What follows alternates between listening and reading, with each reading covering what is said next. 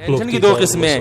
ایک ٹینشن وہ ہے جو آج جتنی ہے کل اس سے زیادہ, پرسوں سے زیادہ, اس سے انسان ڈپریشن میں جاتا ہے. اور ایک ٹینشن وہ ہے کہ ادھر ٹینشن ہوئی لیکن ساتھ میں وہاں سے تھپکی ملی, پھر ٹینشن ہوئی پھر ساتھ میں تھپکی ملی. اس ٹینشن کو برداشت کرنا آسان, اور اس میں ایک خاص قسم کی لذت بھی ہوتی ہے اس ٹینشن میں.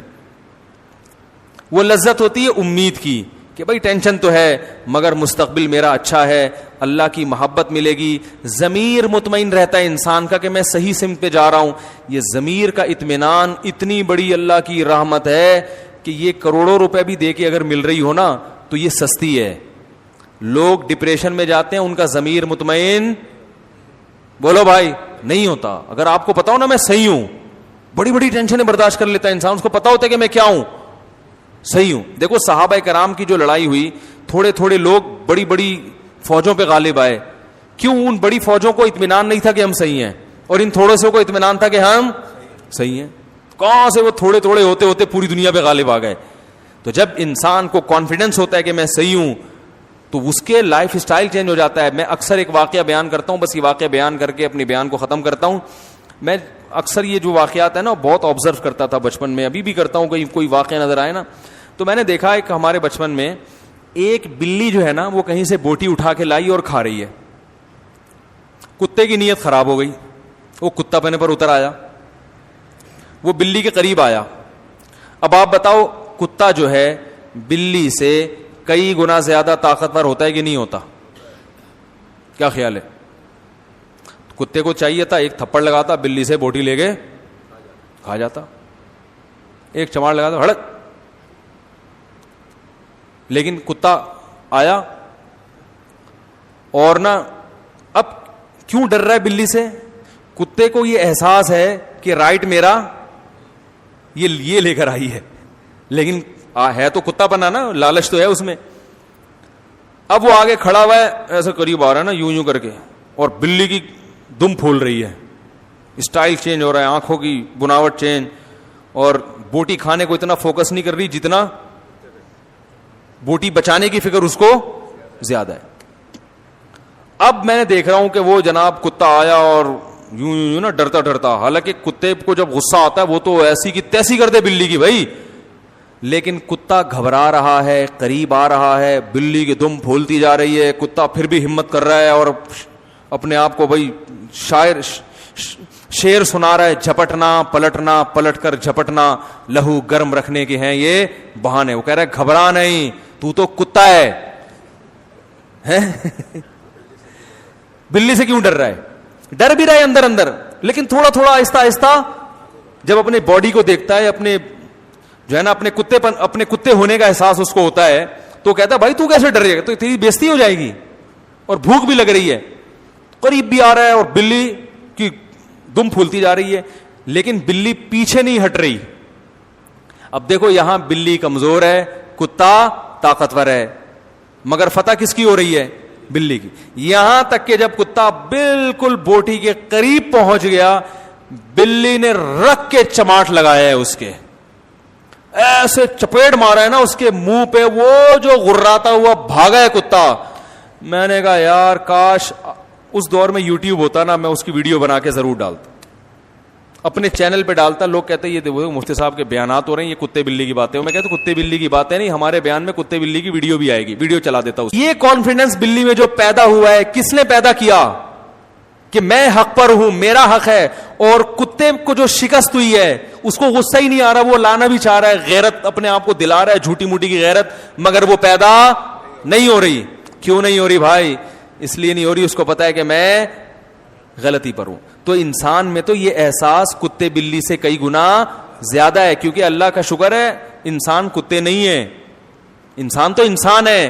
تو وہ چاہے وہ کیسے ہی کتے پنے پہ آ جائے نا, اس کو یہ احساس رہتا ہے کہ یہ انسانوں والا کام نہیں ہے. اس کا ضمیر اس کو ملامت کرتا ہے, اندر سے ٹارچر کرتا ہے اس کو. جو لوگ بھی گناہوں والی زندگی گزارتے ہیں ان کی طبیعت میں اطمینان نہیں ہوتا, وہ ٹینشن برداشت ہی نہیں کر پاتے. اور آپ جب حق پر ہوتے ہو تو پھر آپ کو تسلی ملتی ہے اللہ کی طرف سے, آپ کا ضمیر بھی آپ کو تسلیاں دیتا ہے. یہ چیز اتنی بڑی نعمت ہے, اتنی بڑی نعمت ہے کہ اگر لوگوں کو اس نعمت کا اندازہ ہو جائے تو کروڑ یہ نعمتیں بازار میں بکنا شروع ہو جائے نا, اربوں روپے بھی اس کی قیمت کم ہے. یہی تو سب کچھ ہے انسان کے لیے. تو یہ اللہ کی بڑی نعمت ہے. اس لیے میرے بھائی جتنے گناہ ہے نا اپنی زندگی سے آہستہ آہستہ نکال دیں. اور اللہ کا دین اس میں نرمی ہے مگر لچک نہیں ہے.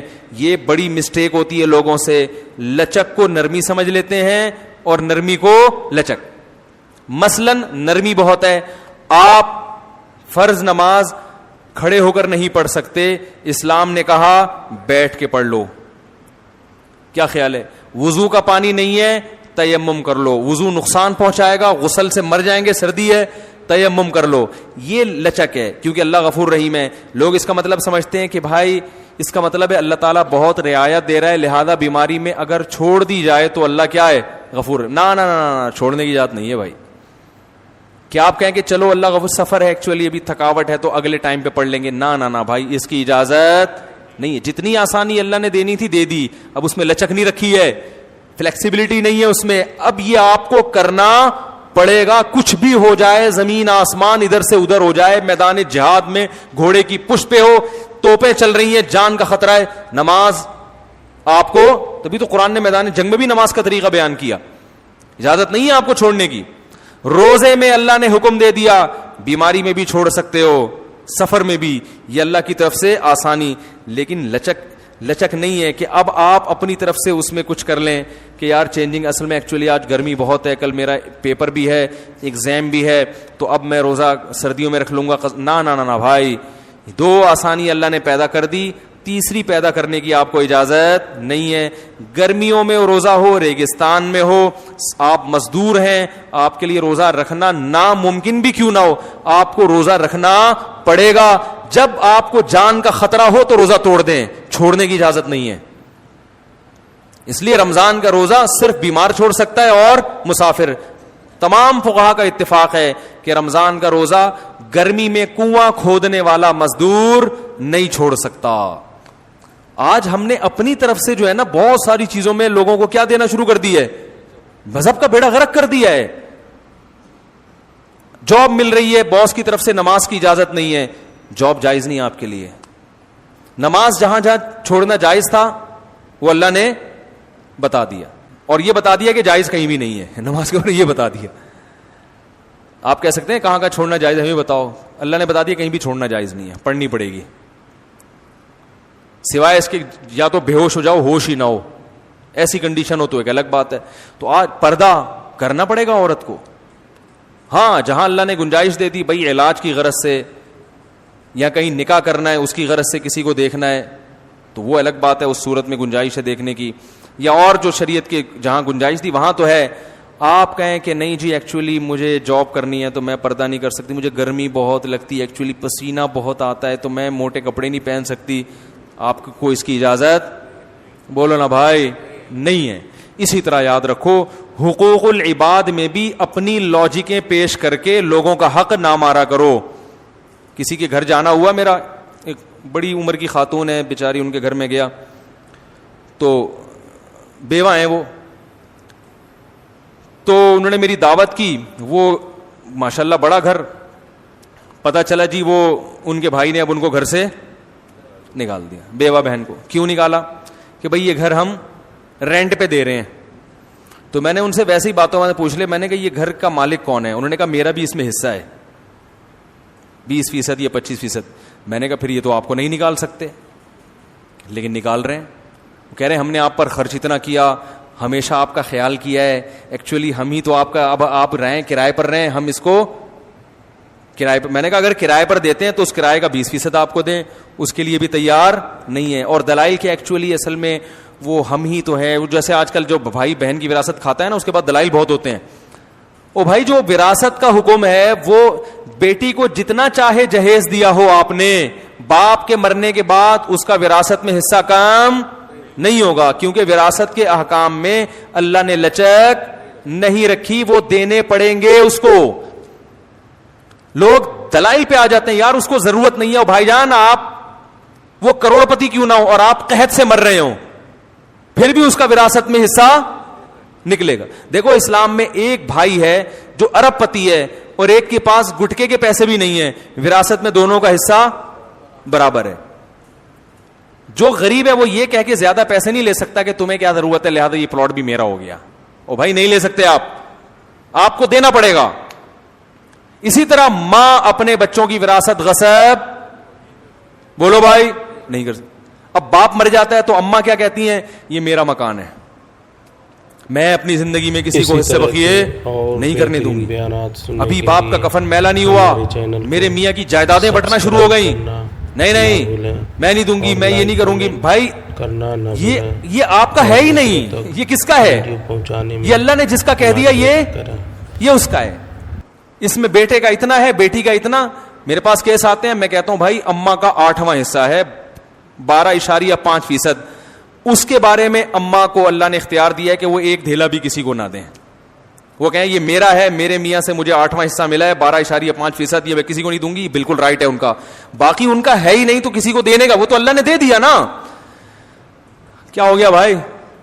اگر اللہ نے ماں کو یہ حق دیا ہوتا تو قرآن میں اللہ وصیت کے حکام بیان نہ کرتا وراثت کے. اللہ کہتے ہیں جو ماں جس کو جتنا دینا چاہے اس کو دے دینا, اگر وہ نہ دینا چاہے تو پھر میرے حساب سے پھر اتنا بنتا ہے اتنا دے دینا.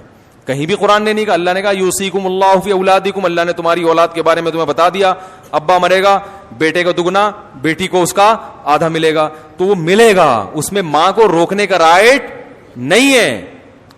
کہیں مائیں بیٹیوں کی وراثت نہیں دینے دیتی, کہیں بیٹوں کی نہیں دینے دیتی, کہیں کسی کو بھی نہیں دینے دیتی. میں زندہ ہوں, میں یہ نہیں ہو سکتا.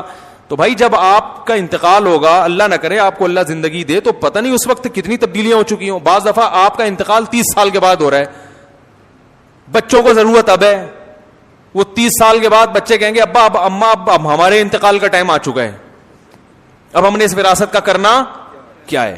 ایک نوجوان میرے پاس آیا کہ میری اماں وراثت نہیں تقسیم کرنے دے رہی, تو میں نے کہا کیوں؟ کہہ رہی وہ جب میں مر جاؤں گی پھر کرنا. میں نے کہا بھائی آپ کی ماشاءاللہ والدہ بھی جوان ہے, 30 سال میں بھی ان کا اللہ کرے 30 سال میں بھی انتقال نہ ہو, لیکن لگتا ہے 30 سال میں تو ہوگا, تو 30 سال تو آپ کے اسی غربت میں گزر جائیں گے. ٹھیک ہے نا. تو یہ ظلم ہے جو ماں کر رہی ہے بیٹوں کے اوپر.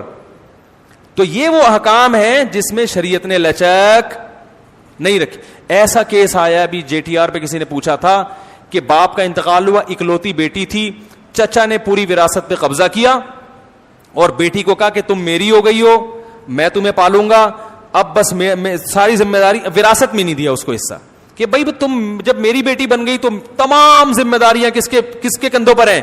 میرے کندھوں. پھر اس پلاٹ پہ ماشاءاللہ چچا نے مسجد بھی بنائی اور دکانیں بھی بنائی اور بیٹی کو بھی پال رہا ہے. میں نے کہا بھائی یہ مسجد میں نماز پڑھنا جائز؟ بولو بھائی, یہ بیٹی کی وراثت کی زمین پر بنی ہے مسجد, اس میں نماز پڑھنا, یہ مسجد ہے ہی نہیں شرعی, غصب کی زمین پہ ہے. چچا کو چاہیے کہ آپ اس کی وراثت پوری اس کے حوالے کرو, پھر آپ اس کو پالو.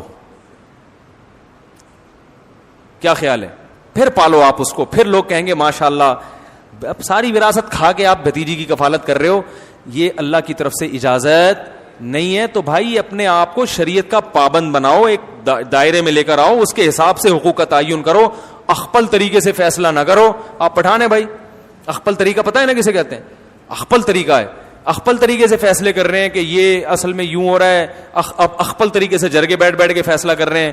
اللہ اس کے رسول صلی اللہ علیہ وسلم نے ہمارے لیے حدود کھینچ دی ہیں کہ بھئی آپ کو اس طرح سے یہ حقوق ہیں, اس سے زیادہ آپ کا نہیں اور اس سے زیادہ اس کا حق نہیں ہے. بھائی سمجھ میں آ رہی ہے یا نہیں آ رہی ہے؟ ایک خاتون کی نا ٹھیک ٹھاک جائیداد ہے, ان کے میاں اس سے کہہ رہے ہیں وہ مجھے دے دو کیونکہ میں بھی تو تمہارا ہی ہوں, میں بھی کیا ہوں تمہارا. تو یہ وہ اپنی بیوی سے کہہ رہے ہیں ہمارا تمہارا کچھ نہیں ہوتا اسلام میں, ہمارا تمہارا کچھ نہیں ہوتا, مجھے دے دو ہم دونوں مل کے انشاءاللہ. تو میں نے ان سے کہا بھائی ویسے تو آپ کے میاں دینا چاہیں تو پوری جائیداد دے دیں, لیکن یہ کوئی طریقہ ساڑھی عقلچ آ نہیں رہا. بھائی آپ کا ہے تو آپ کے ابا کی وراثت ملی ہے, اپنے نام رکھو. میاں سے بولو بھائی اگر اللہ نہ کرے تم غریب ہو گئے, تمہارا کوئی حالت خراب ہو گئے تو ٹھیک ہے, جیسے محلے پڑوس والوں کی مدد کرنا جب اسلام کا حکم ہے تو میاں کی مدد کرنا تو اور زیادہ ثواب ہے اس میں, تو ہم انشاءاللہ آپ کی ہیلپ کریں گے. ٹھیک ہے نا. کبھی راشن ہم ڈلوا لیں گے, کبھی انڈے ہماری طرف سے آ جائیں گے, مرغی کے انڈے, اور کبھی جناب وہ گوشت ہم لے آیا کریں گے. آپ جب تک بے روزگار پھرو گے ہم آپ کی ہیلپ کریں گے. لیکن اگر ہمیں اندازہ ہو گیا کہ آپ اس ہیلپ کی وجہ سے بے روزگار ہیں ٹھیک ہے نا, تو اسی وقت ہماری طرف سے ہیلپ, کیونکہ بعض دفعہ جب بیگم کھلا رہی ہوتی ہے تو پھر میاں چوڑا ہو جاتا ہے, وہ پھر بالکل ہی اپاہج ہو جاتا ہے, تو اس میں ہم کہتے ہیں کہ بھائی پھر ہیلپ نہیں کرو. ہاں وہ اپنی ذمہ داری پوری کر رہا ہو, پھر غریب ہے تو پھر ضرور ہیلپ کرنی چاہیے. تو باؤنڈری اللہ نے کھینچ دی ہے بھائی, اس سے آگے نکلنے کی کوشش. ہم لوگ پورے اسلام کو فالو کرنا چاہتے ہی نہیں ہے, ہمارے ساتھ بڑی ٹینشن ہی ہے, آدھی چیزیں چل رہی ہیں. دیکھو خدا کی قسم, جب آپ دوسرے کا حق دو نا تو پھر اپنا حق لینے میں بھی مزہ آتا ہے. میں تو لوگوں کو بولتا ہوں کہ وراثت لیا کرو, معاف نہیں کیا کرو. لوگ کہتے ہیں یار آپ کیسی باتیں سکھا رہے ہو. خاص طور پہ خواتین کو میں کبھی ترغیب نہیں دیتا کہ معاف کریں. میں کہتا ہوں یہ حد حرام, پہلے ہی بہنوں کی وراثت آج کل نہیں دی جا رہی ہے. ان کو میں ترغیب دیتا ہوں کہ بھائی کو بولو کہ محبت سے دے دو, ورنہ تھانے جا کے FIR کٹواؤں گی میں. تو پھر لوگ کہتے ہیں یہ تو آپ بہن بھائیوں کو لڑوا رہے ہیں. میں کہہ رہا ہوں لڑوا وہ رہا ہے جو حق نہیں دے رہا. بھائی قطع رحمی کا گناہ اس کو ہوگا جو حق دبا کے بیٹھا ہوا ہے نا, اس کو تھوڑی گناہ ہوگا جو حق مانگ رہا ہے. قطع رحمی جرم ہے, مگر جو اس جرم کا سبب بنے گا وہ گناہگار ہوگا نا. ارے بھائی آپ نے آپ کی مثال دے رہا ہوں, آپ نے لیے نہیں 1 لاکھ روپے لے لیے. اب میں آپ سے جا کے محبت سے کہہ رہا ہوں میرے 1 لاکھ روپے دے دو, آپ کو نہیں دے رہا. میں کہہ رہا ہوں ایسے کی تیسے میں آپ کے گریبان پکڑ رہا ہوں. لوگ کہہ رہے ہیں مسلمان پہ ہاتھ اٹھانا ناجائز ہے, تو ایسے موقع پہ تھوڑی کہا جائے گا. میں کہوں گا بھائی ناجائز ہے, مگر اس ناجائز کام کا سبب کون بن رہا ہے؟ یہ بندہ پیسے کھا کے بیٹھا ہوا ہے, اس کو گناہ ملے گا. لوگ دونوں کو ملامت کر رہے ہوتے ہیں. تو قطع رحمی حرام ہے, مگر جو قطع رحمی کا سبب بنتا ہے وہ اس کو گناہ ملے گا. جو سبب نہیں بن رہا وہ تو اپنا حق لے رہا ہے نا, اس کو تھوڑی گناہ ملے گا. تو جب بھی بہن بھائی سے وراثت مانگتی ہے, بھائی یہ تانا دیتے ہیں کہ بہن بھائیوں کے رشتے کو کیا دراڑیں قائم کی جا رہی ہیں پلاٹوں کے چکر میں. دیکھو تم میری بہن ہو, یہ مال ایسی چیز نہیں ہے جس سے ہم اپنا رشتہ خراب کریں, یعنی نہیں مانگو مجھ سے ٹھیک ہے نا. تو بھائی مال ایسی چیز نہیں ہے جس سے ہم رشتے خراب کریں, لہذا وہ مال اس کے حوالے کر دینا چاہیے. یہ ہے اصل مطلب.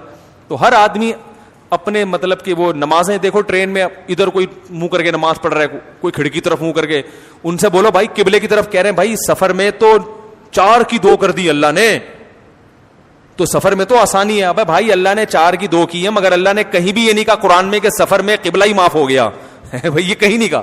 جتنا اللہ نے معاف کیا اتنا ہوگا. اللہ نے یہ کہا کہ سفر میں بغیر وضو پڑھ لو. سفر میں بھی یہ کہ تیمم تو کرنا ہی پڑے گا اگر پانی نہیں ہے, تو غسل بھی کرنا پڑے گا سفر میں اگر غسل فرض ہو گیا ہے.